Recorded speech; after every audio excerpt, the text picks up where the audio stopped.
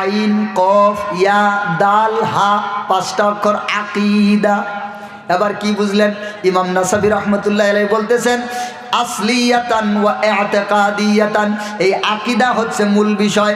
আকীদা ঠিক আছে তোমার নামাজ ঠিক আছে, আকীদা ঠিক আছে তোমার দাড়ি ঠিক আছে, আকীদা ঠিক আছে তোমার টুপি ঠিক আছে, আকীদা ঠিক আছে তোমার জিকির ঠিক আছে, আকীদা ঠিক আছে তোমার হজ ঠিক আছে, আকীদা ঠিক আছে তোমার দান খয়রাত ঠিক আছে, আকীদা ঠিক আছে তোমার সব কিছু ঠিক আছে।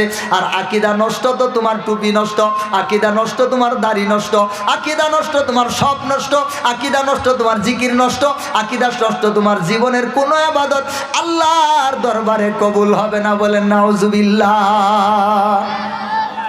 এবার কয়জন মুসলমান আকীদা চিনে? একদল মুসলমান বলবো হ্যাঁ হুজুর আমি চিনি, আমার মেয়ের ঘরের নাতি যেটা আছে ওর নামই আছে আকীদা, আছে না নাই? অনেক যুবক ভাইরা বলবে হুজুর আমি তো চিনি, আমার খালাতো বোনের নাম আকীদা। ও মুসলমান, এই আকীদা সেই আকীদা না। আইন কফ ইয়া দাল হা, 5টা অক্ষর আকীদা। এবার কি বুঝলেন? ইমাম নাসাবি রহমতুল্লাহ আলাইহি বলতেছেন আসলিয়াতান ওয়া ইআতিকাদিয়াতান, এই আকীদা হচ্ছে মূল বিষয়।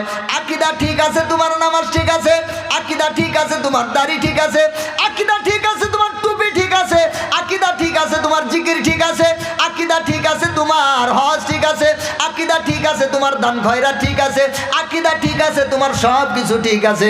আর আকীদা নষ্ট তো তোমার টুপি নষ্ট, আকীদা নষ্ট তোমার দাড়ি নষ্ট, আকীদা নষ্ট তোমার সব নষ্ট, আকীদা নষ্ট তোমার জিকির নষ্ট, আকীদা নষ্ট তোমার জীবনের কোনো ইবাদত আল্লাহর দরবারে কবুল হবে না। বলেন নাউজুবিল্লাহ। এবার কয়জন মুসলমান আকীদা চিনে? একদল মুসলমান বলবো হ্যাঁ হুজুর আমি চিনি, আমার মেয়ের ঘরের নাতি যেটা আছে ওর নামই আছে আকীদা, আছে না নাই? অনেক যুবক ভাইরা বলবে হুজুর আমি তো চিনি, আমার খালাতো বোনের নাম আকীদা। ও মুসলমান, এই আকীদা সেই আকীদা না।